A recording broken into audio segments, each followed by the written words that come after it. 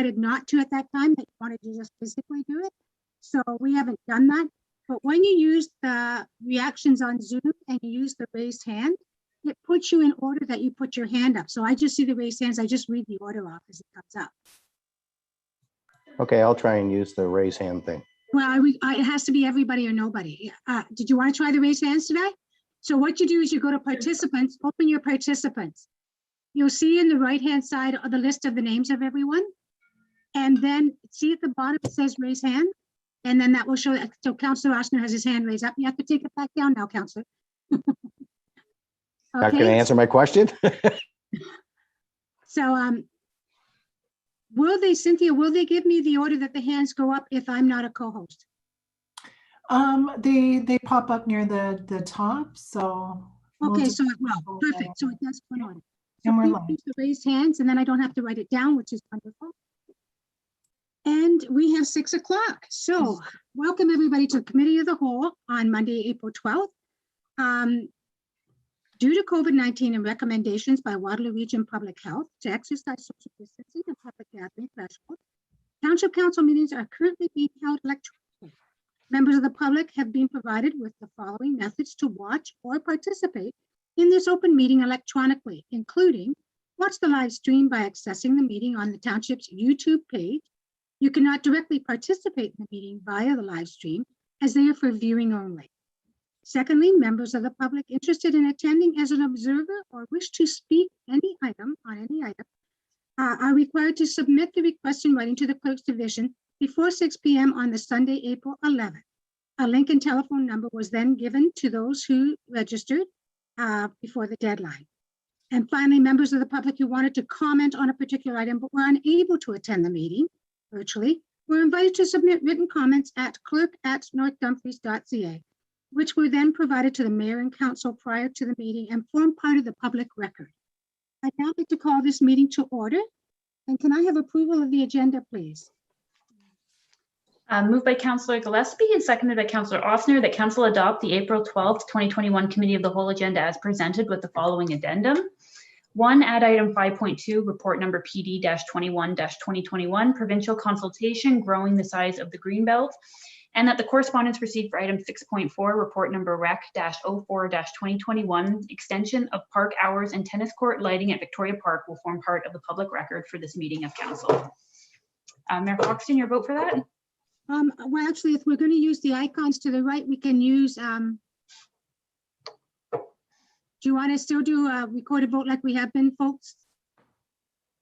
Or Sure. do you want to use, I don't even see where the yes, no is on this. No, that's not it. Okay, we will do the recorded vote. Go ahead. Yeah. Okay. Mayor Foxton, your vote? Yes.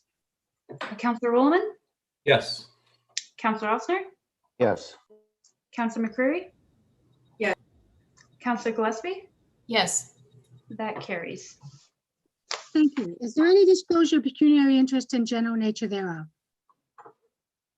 Seeing none, we're at the finance function area.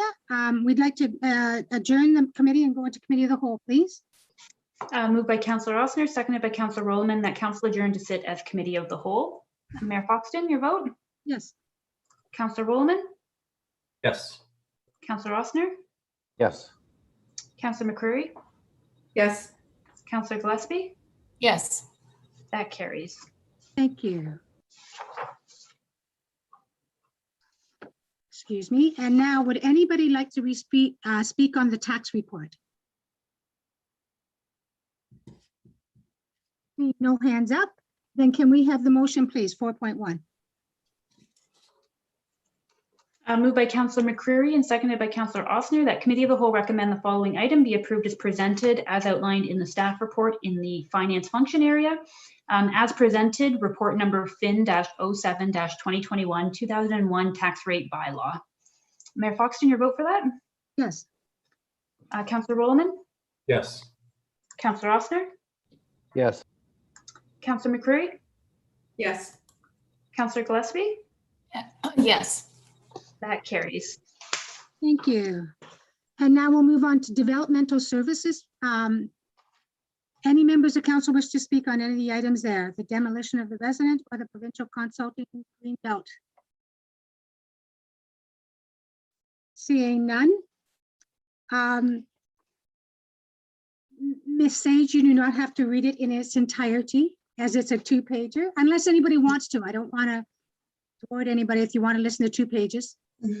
Seeing none, go ahead, Ms. Sage. Certainly. Moved by Councillor Rowland, seconded by Councillor Gillespie, that the Committee of the Whole recommend the following items be approved as presented as outlined in the staff reports listed in the Development Services Function Area. 5.1, report number building -02-2021, and 5.2, report number PD-21-2021 as presented in the staff report.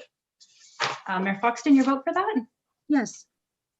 Councillor Rowland, Yes. Councillor Ossner, Yes. Councillor McCreary, Yes. Councillor Gillespie, Yes. that carries. Thank you. And well done, CAO McNeely. I know you worked it with the other CAOs. That was a good report. Next, we are on to community services. Now, the 6.1.2.3 and Brad Smith has registered to speak.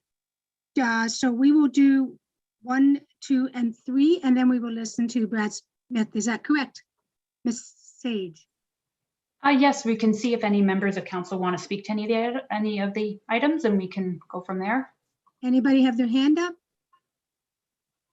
Your hands up. I've got Councillor McCreary and then Councillor Rowland. Councillor McCreary. Number 2, the Brown subdivision play equipment. Okay. And Councillor Rowland. I had a question about the leisure master plan. Okay. 6.3. So we will start with purchase of the ice resurfacing Zamboni. So we can have that motion. And you don't have to read the thing in its entirety. Certainly. So moved by Councillor Gillespie, seconded by Councillor Ossner, that council receive rec report number 01-2021, and that's as presented in the staff report. Mayor Foxton, your vote for that? Yes. Councillor Rowland, Yes. Councillor Ossner, Yes. Councillor McCreary, Yes. Councillor Gillespie. Yes. Okay, that carries. Thank you. Next, Brown subdivision. Councillor McCreary, any comments? I was just wanted to ask about the use of AMO's Sourcewell LAS program. I know it is certainly allowed under our purchasing bylaw, and that's fine. And we certainly got a quote that was within our budget, which is also good. So I have no problems with that. But I was just wondering, when do we decide to use this LAS program as opposed to going to a bid and tendered approach? I think that last year when we replaced the play structure in Roseville Community Center, I recall that we did bid and tender. So my question is just sort of a general question about when do we decide when to go to this AMO program, or when do we go to the bid and tender? What makes a decision? Who would like to respond? CEO McNeely, go ahead. Thank you, Madam Mayor. The Sourcewell LAS program continues to expand year by year in terms of the range of services or programs that can be secured through this purchasing tool. And this past year, play structures were added to that listing. So that's the variance 1 year to this current year. So we every year when we go to take a look at potential purchases, we see what's available through things like the provincial buying group, our local buying group, or in this case, LAS Sourcewell, to see what is available and whether it's competitive in the context of what we're seeking based on what our expectations are. And I'll call it the history that we've had with one or more suppliers for similar services. And in the case of what is proposed in the Brown subdivision for this year, we actually have a couple more modules that are added to the program versus last year in Roseville. And as you quite correctly noted, it is below the budget allowance. So we've had history with this manufacturer supplier as they've installed the most recent play structures at Piper's Glen, Clyde, and last year in Roseville. And we have found their work to be suitable. So all of those things go into our review and analysis. And if we don't believe that it's consistent with or representative of what we believe to be competitive pricing, then we would go and do an individual bid or tender. We have found to date where we have scoped this service, we have consistently found pricing to be below what we had trended as a market price. We have benefited through that acquisition or recommendation for that acquisition. The other aspect is we find savings both at the front and back end of the process. There's quite a significant time that goes into preparing detailed tender documents. There's obviously a cost and time period in terms of going out into the marketplace to allow for those competitive bids. And because of agencies like LAS Sourcewell, that work has largely been done. And we just confirm our specifications with the vendor and make sure it aligns with our expectations. But then in all other respects, they would follow our normal tendering process in terms of alignment with the procurement bylaw, as well as the execution of documents and warranties. Okay, Any other questions? Is that good, Councilor McCreary? that's fine. Thank you. See. Okay, then the motion, please, Ms. Sage. Moved by Councillor McCreary, seconded by Councillor Osner, that REC report number 02-2021 be received and that staff be authorized to contract for the design, supply, and install of a play structure at Brown Subdivision Park located at 24 Oakwood Drive, purchased through Sourcewell/LAS, the Municipal Buying Group program, to Play Power LT Canada Incorporated in the amount of $49,311.20 plus HST, and that the mayor and clerk be authorized to execute any necessary documents to facilitate the completion of this project. Mayor Foxton, your vote for that? Yes. Councillor Rollman? Yes. Councillor Osner? Yes. Councillor McCreary? Yes. Councillor Gillespie? Yes. That carries. Thank you. And now we are on to the Leisure Master Plan. Councilor Roman. Thank you, Madam Mayor. My question is for, I guess, for Karen Winter. I know she and I had discussed it earlier in the week, but I'm just looking at the scope of work on page 4 and 5 of the report. What I'm wondering is, how do people respond, or how do they address their specific concerns? Say they want to build a pump track, or they want to build a pool, or they want us to do. Where in this report does it give them that direct input, as opposed to, sort of like right now it speaks in broad terms of doing something in recreation, or maybe doing a field, or maybe doing, a different project. It doesn't specify a pool per se, or a pump track per se, or a second ice pad. I'm wondering, does the report need to have a bit more a direct mention of those items, because that's kind of what people are wanting to talk about, or do we leave it more sort of wide ranging as it is now, and then we hope that people will actually bring up those topics? So I'm just wondering, is the scope of work defined clearly enough so people can actually comment on the things that they want to comment on, or will they find, oh, I can't find a section on a pump track, or I can't find a section on a pool?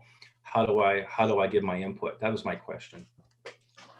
So on through you, Madam Mayor, to Councillor Roman, on page 4, it talks a lot about the community engagement part.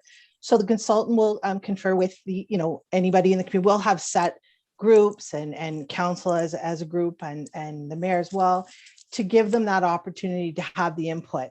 The challenge with saying, do you want a pool or do you want a second arena? It would kind of lead them down a path that we may not want to go. So it's better for them to have that opportunity to come up with the ideas that they choose.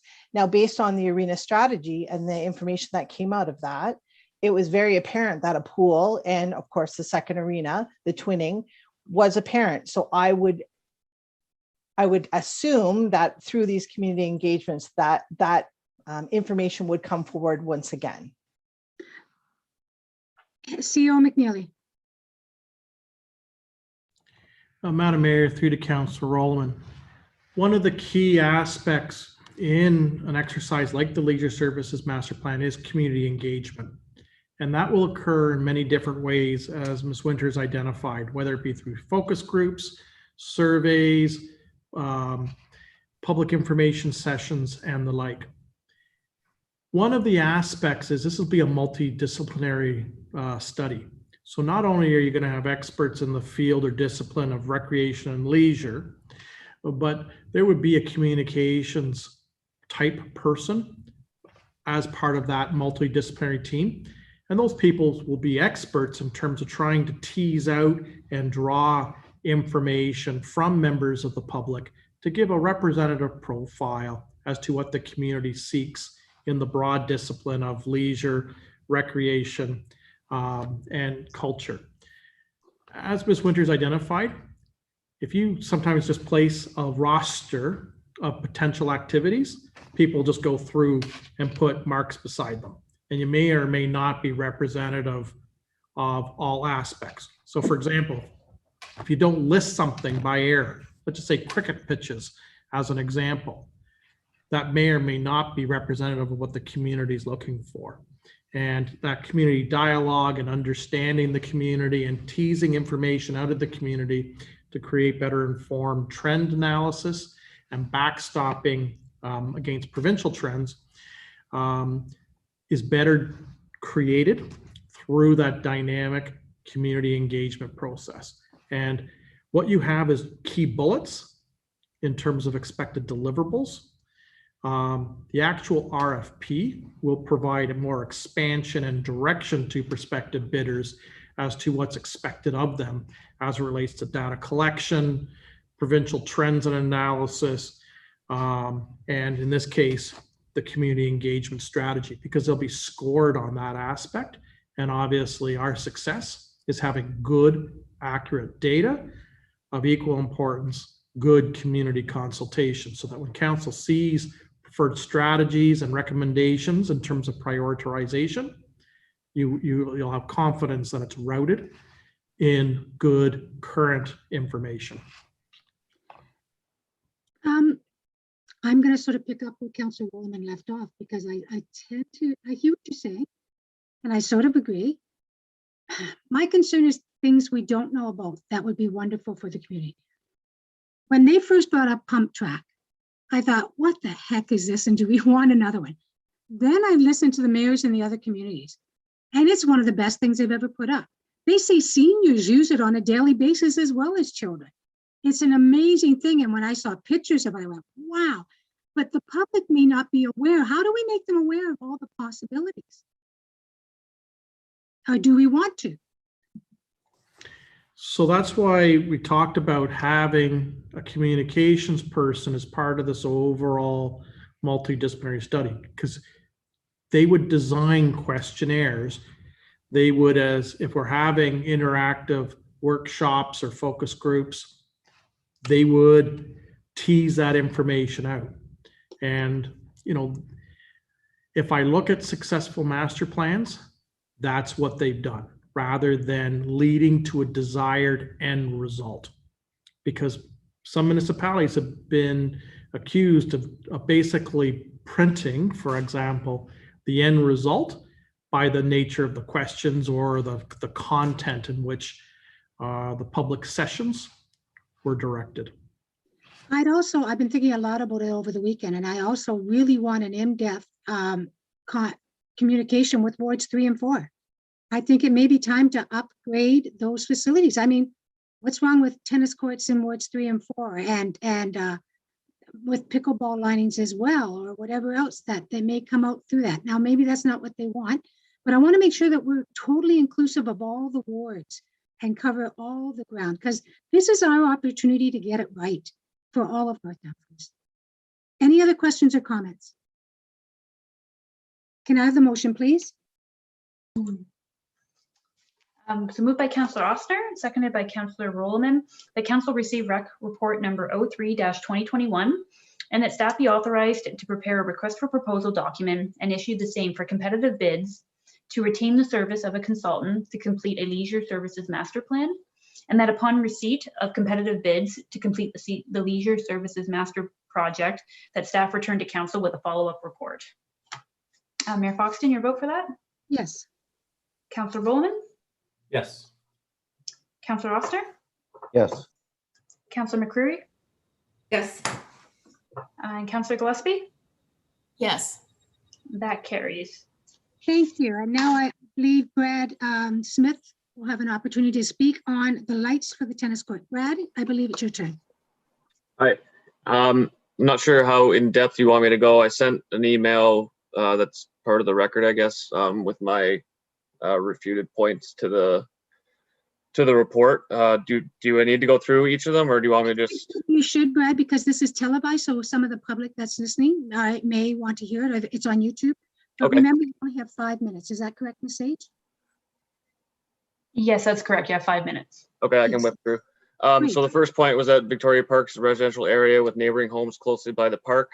There's a number of residential tennis courts in the surrounding area that allow lighting until 11 that are in closely surrounded by housing and residential areas. The lighting is inefficient was stated. There's no value of the cost of keeping the lights on for additional 2 hours that support the term inefficient, so there wasn't anything there. Sporadic recreational use of the tennis courts or lack of regular use. The lights are on a timer and have to be activated, so sporadic use isn't really an issue because if you're there using them, they go on, then they go off. It also said that there was an ineffective timer system on the lighting, which doesn't jive with what was said earlier in the report. Noise that tennis potentially causes. Never known tennis to be a very noisy sport. Additional operating hours. You all know staffing better than I, but it's a simple come by and lock the door. So I'm not sure if a reshuffling of tasks can be done instead of extending 30 minutes into overtime. Schmidt Park construction in spring 2022 is pretty self-explanatory. That leaves all of this summer, whether we're locked down or not, for no tennis at night.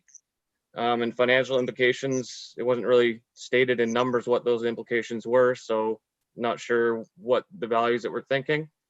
Really, I'm just kind of a little miffed by why there's been so much pushback on this.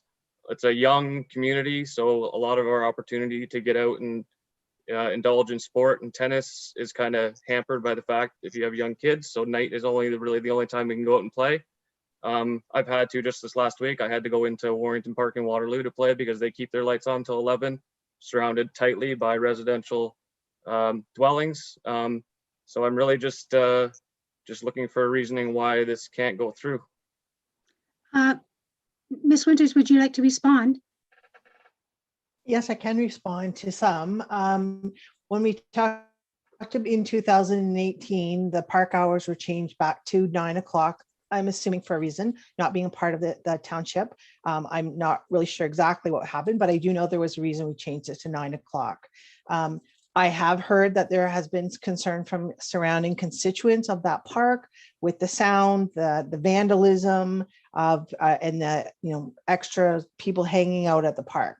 So I'm assuming that's why the time was changed. So when we looked into it, we knew that even extending the lights, even if if someone comes onto the tennis court and uses it till 9:15, those lights will still stay on till 11. They can't be shut off. So the lights are, once they're on, they're on. So does that, increase the time that people will hang out in the park until 11 based on the earlier concern? The question about staff time, having to extend the staff time. Unfortunately, if the staff have to end their day at 11 o'clock by closing up the tennis court, they then have to go back to the North Dumfries Community Complex to return their truck and then sign out and be gone, so that there isn't that extra time frame, which is approximately 30 minutes. In terms of the noise, again, these are just the comments that I have heard.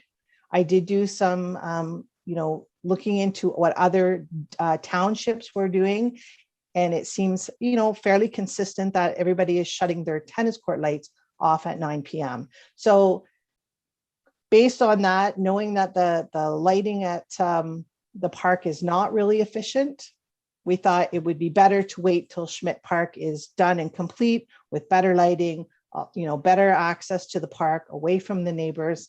I'm hoping that would be a better solution. CEO McNeely. Madam Mayor, I just want to build on one comment that Ms. Winter identified. And the tennis court lights at Victoria Park are old lights. They're very dated by their generation. They're metal halide lights. And so these light fixtures create quite a wash of light that goes well beyond the footprint of the tennis court. And so there'll be a glare onto adjacent residential properties. And the concern is the proximity of those residents that frame Piper Street that back onto Victoria Park adjacent the tennis court. Beyond 9 p.m., there would be a wash into their yards. The park historically has closed out at around 9 p.m. because the primary activity in the evening with lit fields was the baseball. And because of the age cohorts that played ball in those diamonds, generally they were wrapping up leading into the 9 p.m. hour, and the park effectively was dark after that. I have Councillor Osner, then Councillor Gillespie, then Councillor McCreary. Do we want to let Brad finish his 5 minutes before we get into this discussion, or? Have to take the whole 5 minutes. It's just he finishes, he says what he has to say, and then we respond. So go ahead. Okay, so a couple of points are there has been no more development around the park for decades. So the housing that was there when the tennis courts were built. It has never been an issue in the past. We used to, when we had a tennis club, we had turn the lights on and shut the lights off. Now, if something has changed in the past, I'm going to say 4 years as to the system that's available out there, I'm not aware of it, but maybe Karen can explain that. So I'm not sure why now it's an issue when residents buy a piece of property onto a park. There's a reason they buy it. It's because they want to be on a park. So they have no development behind them. So the rest of it, I can comment later if that's all right. You're only allowed to speak twice, Councillor Osner, and you cannot speak again until after everyone else has. Councillor Gillespie, you next. Sir. Yes, thank you, Madam Mayor. Concerning the overtime, I can't understand why we can't put the lights on, number one. And why couldn't we leave them on until 10:30? And then the people can come and lock up and then still be done by 11 o'clock. I think that might be a solution to this problem. And with COVID going on, I think we should, really try and get some opportunities for people to do some extra activities outside, because basically that's about all we can do right now. So that was my point. Thank you, Councillor Gillespie. Councillor McCreary. Will you lower your hand, Councillor Gillespie? A question for Karen. I'm not clear on exactly what you're suggesting here. Are you saying that when the courts are built at Schmidt Park, that those courts would be up the lighting would be up at a higher standard and it's not going to be a problem, so that we would leave the lights on till 11 at Schmidt Park, but you would not do it in Victoria Park? Is that what we're saying here, or we just wouldn't do it in either location? Through you, Madam Mayor, to Councillor McCreary, that I'm suggesting that we would do that at Schmidt Park. It's going to have upgraded lighting, hopefully on a better timer system. It will shut on and off. It may, the better technology that we could shut it off remotely. I feel that that's a better solution at this time. Okay, so at least that would be available when the courts are built. The late night tennis will be available at Schmidt Park. That's correct, yes. Councillor Rollerman. Thank you, Madam Mayor. I tend to agree with what Councillor Gillespie was saying, that, during this time of COVID, maybe we should look at, just for this summer, having it open to 10 o'clock or 10:30, something like that, to allow people to have the opportunity to play tennis. I know that there are limits to what they can do right now during these times. And then when the Schmidt Park facilities are open, then we can review it at that time and decide if we want to have both courts open till 10 o'clock or 11 o'clock or whatever, depending on the demand, because we'll have extra facilities. So therefore, maybe people can have a chance to play a little earlier in the evening and not play so late. So I'm in favor of having it just for this summer to like 10 o'clock or 10:30. Councillor Rossner, and this will be your second and final time. Go ahead. Thank you. So getting back to when we had the tennis club, most of the time the tennis club played into the later hours because the kids all came and the kids left before it got dark. So if you went up there, let's say at 6 o'clock or 7 o'clock, you usually had a lot of younger children, teenagers, and anywhere from, you'd have families and such. So a lot of our scheduled games and get-togethers and stuff for the tennis club were past 8:30, 9 o'clock to 10:30, sometimes 11 o'clock. And again, we always shut the lights off when we left and we locked. Now, I understand we don't have that tennis club right now anymore. And hopefully we will get a new tennis club. However, when it comes to vandalism or problems in the park, I don't understand where vandalism problems in the park happen when the park is lit. It usually happens when the park is dark because nobody wants to be seen doing these things. So I think that anybody in the park, especially if they have families, and especially as Councillor Roman Gillespie said, the times of COVID when people can't maybe get out all at 6 o'clock, or they have to social distance, and you have several people that want to use the tennis courts and use the park. I'm sure, Mayor Foxton, how late the baseball games went and how that park was vibrant and busy and wall-to-wall cars on both sides of the street. We never had any complaints that I don't want the lights, I don't want the noise, I don't want this, I don't want that. You live backed onto a park, and the reason is you want those facilities. And if you push those facilities away, I'm afraid that eventually we might not have the Victoria Park, and you're going to have more residential development right behind your property. So I don't believe that residents that are backing onto the park are complaining that they're backing onto a park and they don't want lights, they don't want noise. They kids make noise. Tennis, unless you're Monica Seles, you don't really make a lot of noise. But there are, there's more noise in the kids playing soccer, the kids playing baseball, etc. So I think that we need to get back to providing services. And as for the overtime or staff, whatever, well, that's our job. Our job is to take care of the residents and the taxpayers that make those facilities and our jobs available. So we need to cater to them. And I believe that we should be extending the hours to make it fair and even for all age groups. Councillor McCreary.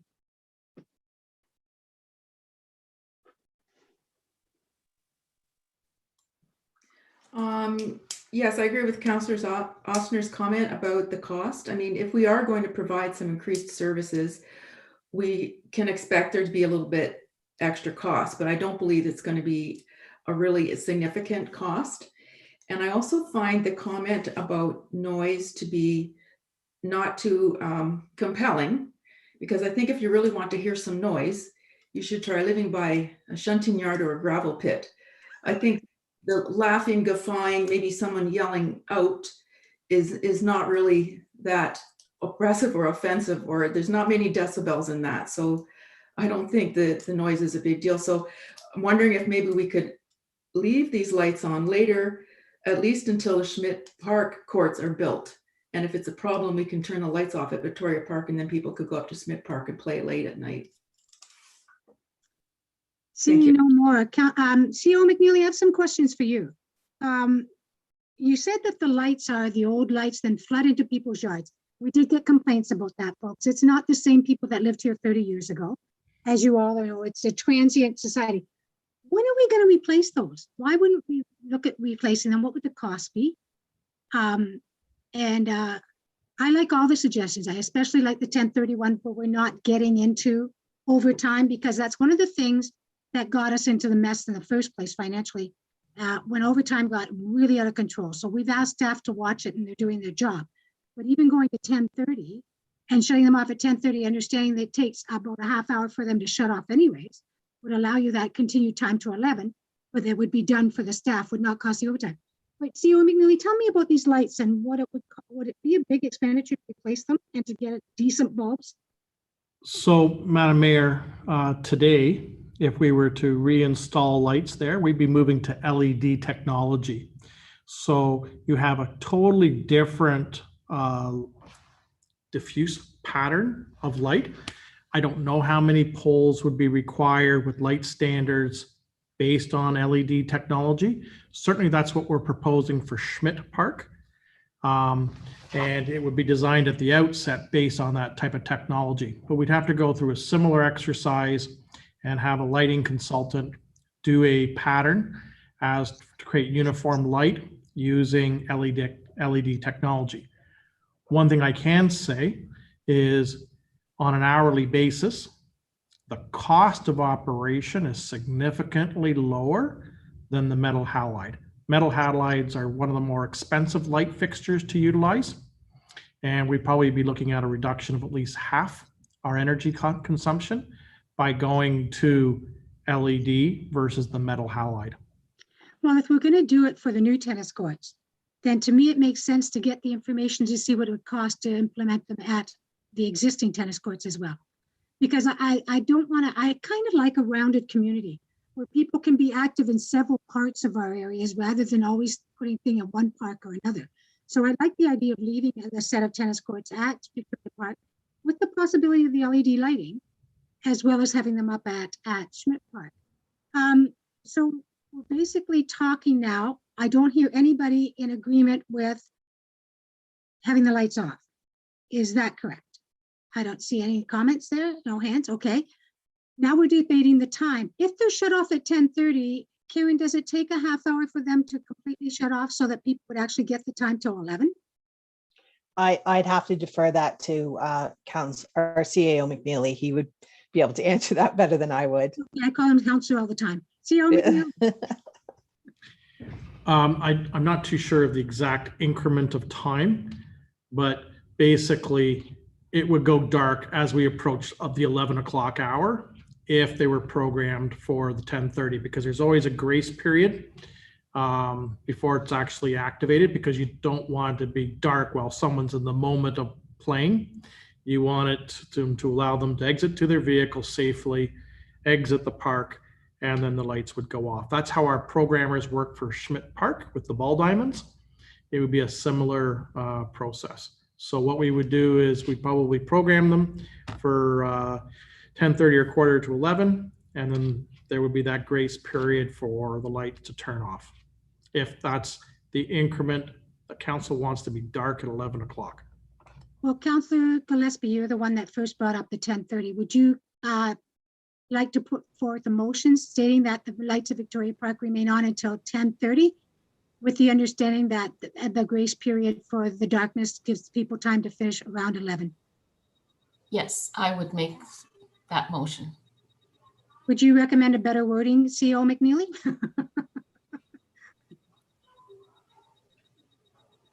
So, Madam Mayor, if I could, the direction of council is for the 2021 season, because I think, did you want to try this on a pilot basis? So I think it's important to identify then we're looking at it for this year. So that council provide direction that for the 2021 season, the tennis court lighting be activated until 11 p.m. daily, and that at the end of the season, staff follow up with a report to council on the success of this initiative. CO McNeely, we wanted to do 10:30 so that they weren't shutting them off at 11 and doing the overtime. Yeah, so that's what I'm saying. It would be dark by 11. Okay. So On the other thing, I also would like to see coming forward the lighting of the LED lights for Victoria Park, and for council to look at what that would cost and have a discussion on that. So I'd like to direct direction to staff. Okay, can I have the motion, please, Ms. Sage?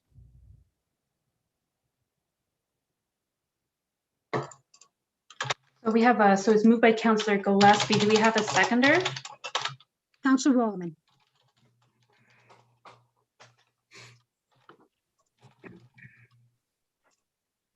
So I have that council provide direction for the 2021 season. That the tennis court lighting be activated until 11 p.m. daily at Victoria Park. And at the end of the season, staff follow up at the end of the season on the status of this. If that wording includes everything that would like included in that? Sounds like it. Okay. Mayor Foxton, your vote on that? Yes. Councillor Rowland? Yes. Councillor Ossner? Yes. Councillor McCreary? Yes. Councillor Gillespie? Yes. Okay, that carries. Does that address your questions, Brad? Yes, thank you. Thank you, Brad. Have a good night. Now we're on to 6.5, the dump truck. You do not have to read the motion in its entirety. Moved by Councillor McCreary, seconded by Councillor Ossner.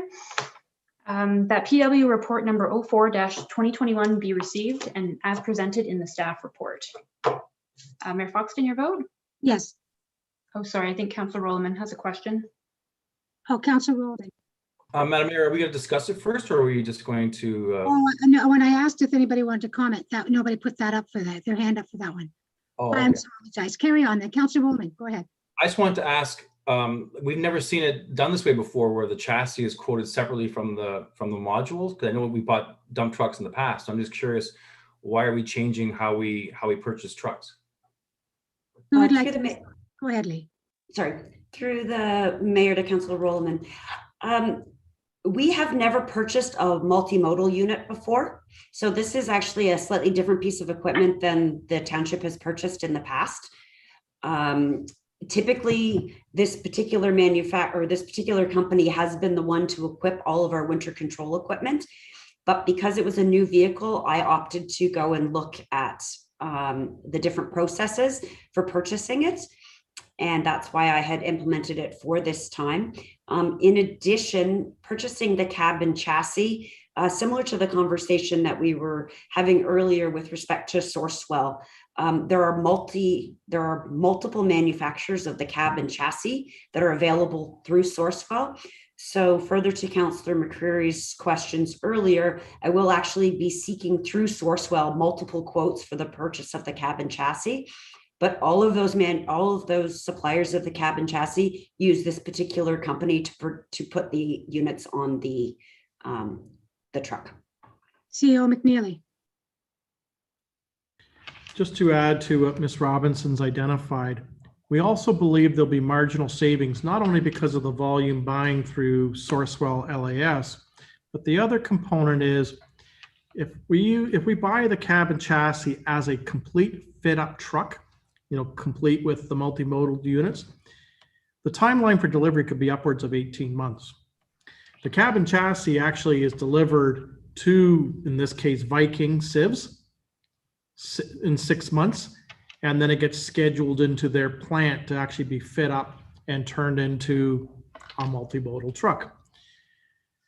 By doing it this way, we're actually going to be going to the unit suppliers, and we hope that then we're not going to have to pay a markup for the delay payment on the cab and chassis. So in other words, you should be getting a truck cab and chassis at its true purchase price and not having them do their internal carrying costs, because they were getting paid at the back end when the truck was being delivered to us as a finished product.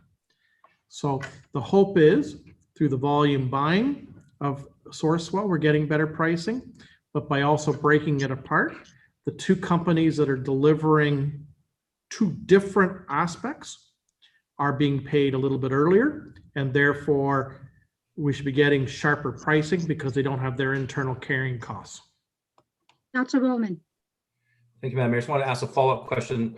My only concern then is when we budget this, should we be budgeting it to show the breakdown just of the modules and then show the purchase of the chassis and truck as a separate budget item?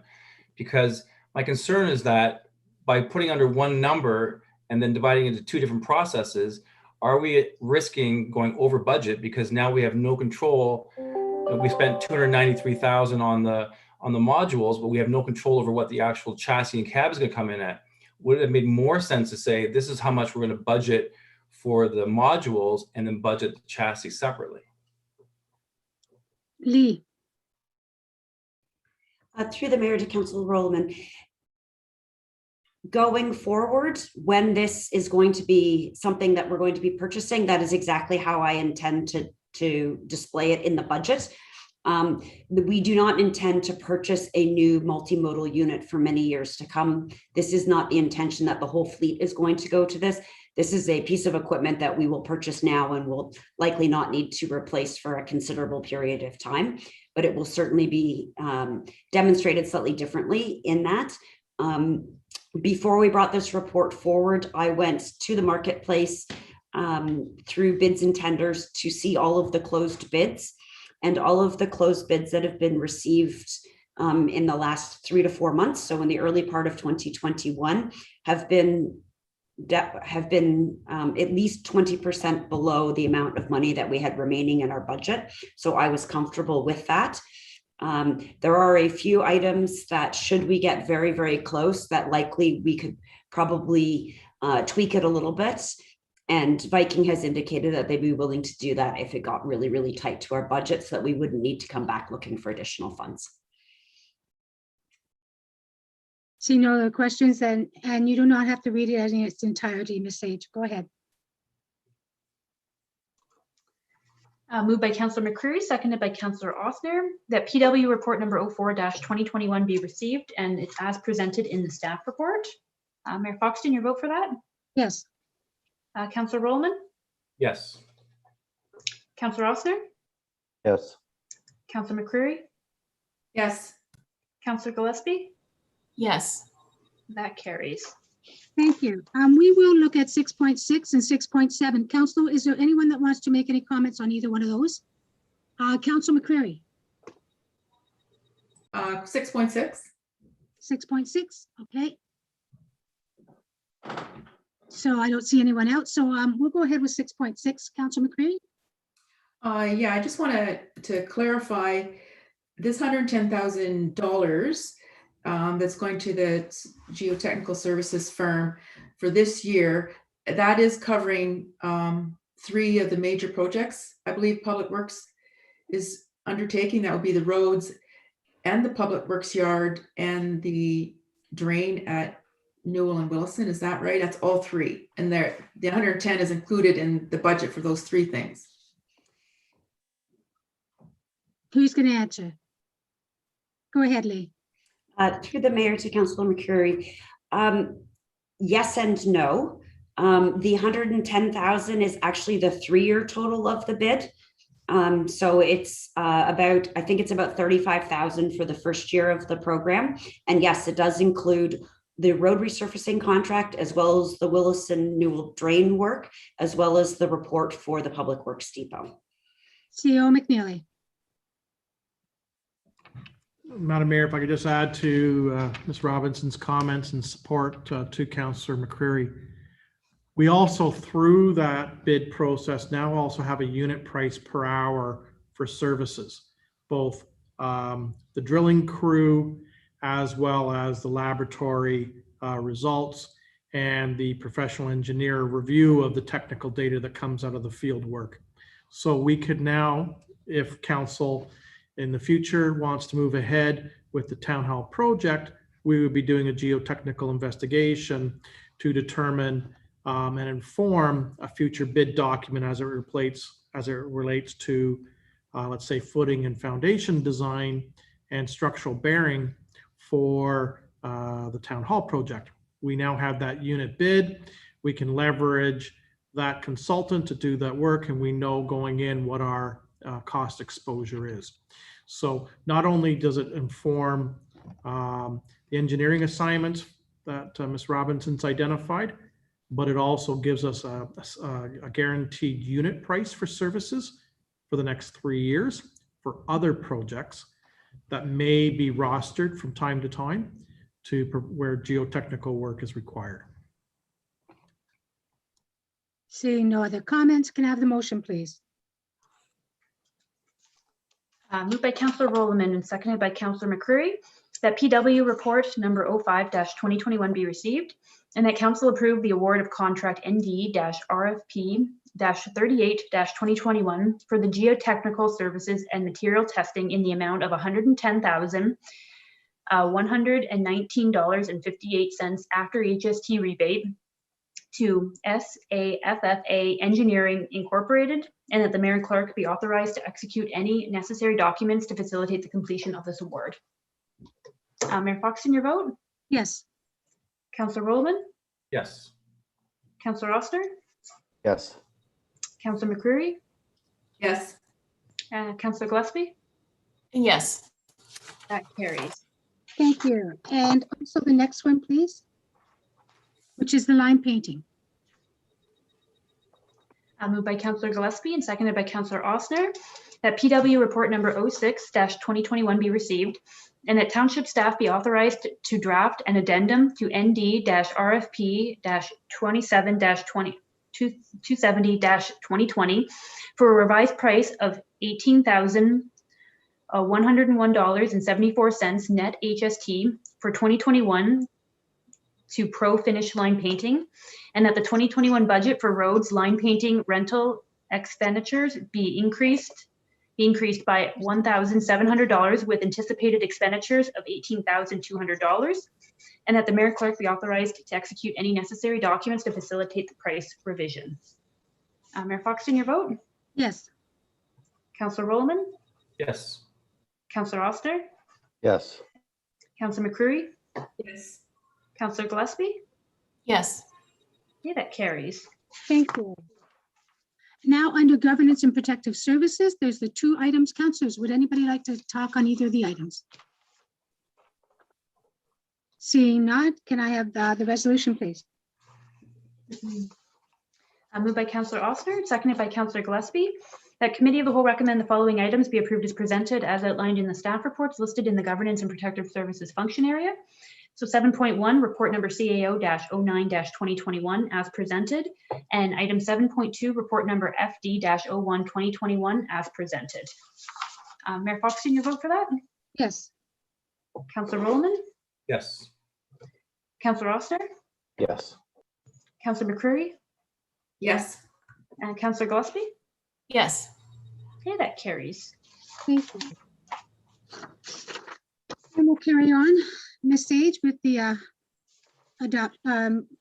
committee of the whole adjournment. Moved by Councillor Rowland, seconded by Councillor Gillespie, that committee of the whole is hereby adjourned and the council meeting be called back to order. Mayor Foxton, your vote? Yes. Councillor Rowland? Yes. Councillor Ossner? Yes. Councillor McCreary? Yes. Councillor Gillespie? Yes. Yeah, that carries. Thank you. And adoption of the resolutions, you do not have to read them all in their entirety.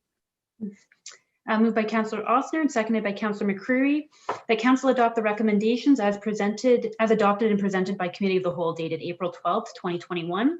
One being report number BLD-02-2021, demolition of residence and continued intern occupancy for 3219 Roseville Road. That's as presented. And the second being report number RAC-01-2021, purchase of one ice resurfacer Zamboni 526, and that is as presented. Mayor Foxton, your vote? Yes. Councillor Rowland? Yes. Councillor Ossner? Yes. Councillor McCreary? Yes. Councillor Gillespie? Yes. Okay, that carries. Thank you. And also I'll carry on with the bylaws, please. Moved by Councillor Gillespie, seconded by Councillor McCreary, that the following bylaws be taken as read a first and second time. Bylaw 3238-21 being a bylaw to appoint Christina Brox as treasurer for the Township of North Dumfries. And bylaw number 3239-21 being a bylaw to authorize the demolition agreement between Benjamin Robert English, 3219 Roseville Road, and the Township of North Dumfries. Mayor Foxton, your vote for that? Yes.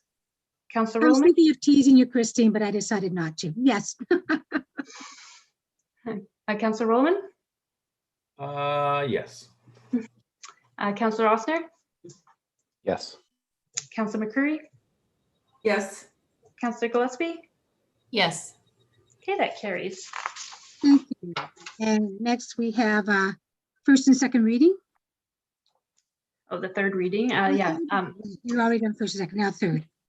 Moved by Councillor Rowland, seconded by Councillor Ossner, that the following bylaws be taken as read a third time and finally passed. Bylaw number 3238-21 being a bylaw to appoint Christina Brox as treasurer for the Township of North Dumfries. Bylaw number 3239-21 being a bylaw to authorize the demolition agreement between Benjamin Robert English, 3219 Roosevelt Road, and the Township of North Dumfries. Mayor Foxton, your vote. Yes. Councillor Rollman, Yes. Councillor Ossner, Yes. Councillor McCreary, Yes. Councillor Gillespie. Yes. Okay, that carries. Congratulations, Christine. You're stuck with us now. Okay, and now we're going to do motion into closed, and thank you for those that have attended tonight. Shannon, were you just hanging out? You had nothing else to do? Well, thank you for coming anyways. Okay, moved by Councillor Rowland, seconded by Councillor McCreary, that council move into a closed meeting session at 6:55 p.m. under the Municipal Act, Section 2, subsection B, subsection D, and subsection K, to discuss 1, report number CAO-10-2021, personal matters about an identifiable individual, including municipal or local board employees, Municipal Act, Section 239, subsection 2, subsection B, and labor relations or employee negotiations, Municipal Act, Section 239, subsection 2, subsection D. And 2, report CAO-11-2021, a position plan, procedure, criteria, or instruction to be applied to any negotiations carried on or to be carried on by or on behalf of the municipality or local board, Municipal Act, Section 239, subsection 2, subsection K. Mayor Foxton, your vote for that? Yes. Councillor Rowland, Yes. Councillor Ossner, Yes. Councillor McCreary, Yes. Councillor Gillespie. Yes. Okay, that carries. And pause, and we'll stop